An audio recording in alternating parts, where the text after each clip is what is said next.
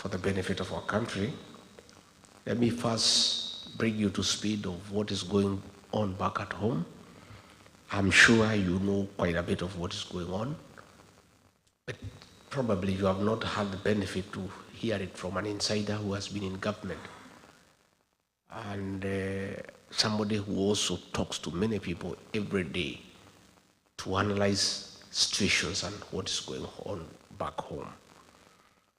What is going back at home is that the president we elected, most of you, ourselves, we campaigned for him, has turned against the people of Kenya and become a dictator who cannot be told by anybody, and he's running down the country and nobody can talk to him. And he has compromised the opposition.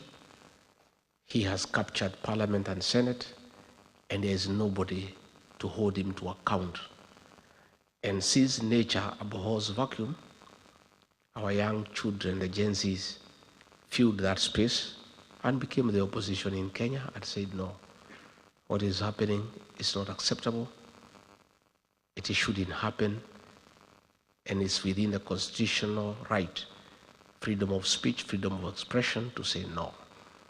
And then the president embarked on a very brutal purge and reprisal against the young people, leading to very violent abductions, forced disappearances, and extrajudicial killings. And as a result, in the last 2 years, many young people between the ages of 12 up to 24 have been killed.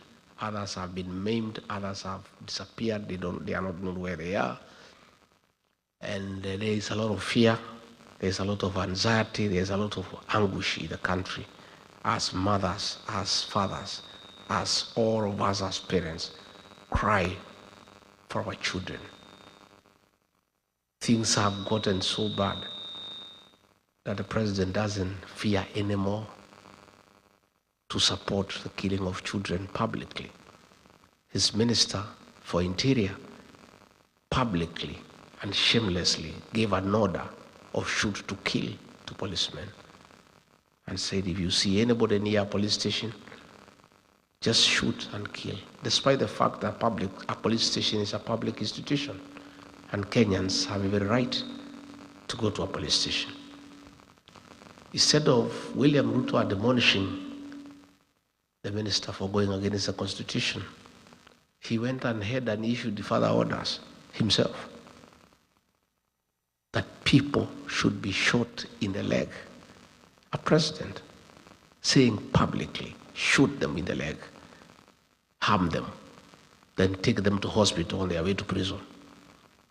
That is how callous he has become, and he doesn't hide anymore. It's the extent of the impunity that is very worrisome to the people of Kenya. That a leader who is elected by the people has the audacity to threaten Kenyans and issue orders for them to be harmed, to be injured before they are in prison. Even before Kenyans could recover from that shock,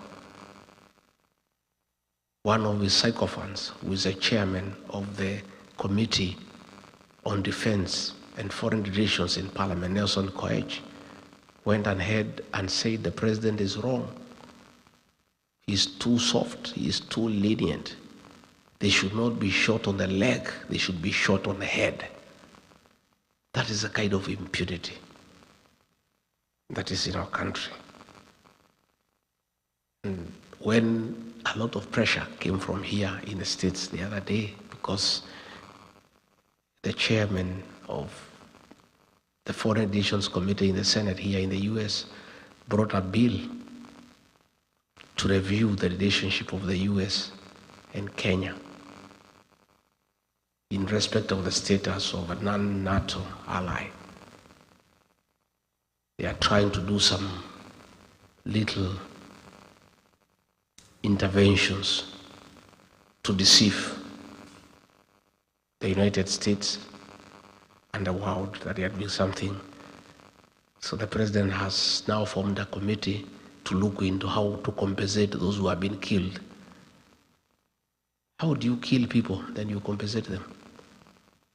What he should do before he can talk of compensation is first stop the killing and recite his order of shooting the leg and recite the order of Kipchumba Murkomen of shoot to kill before he can even talk about compensation.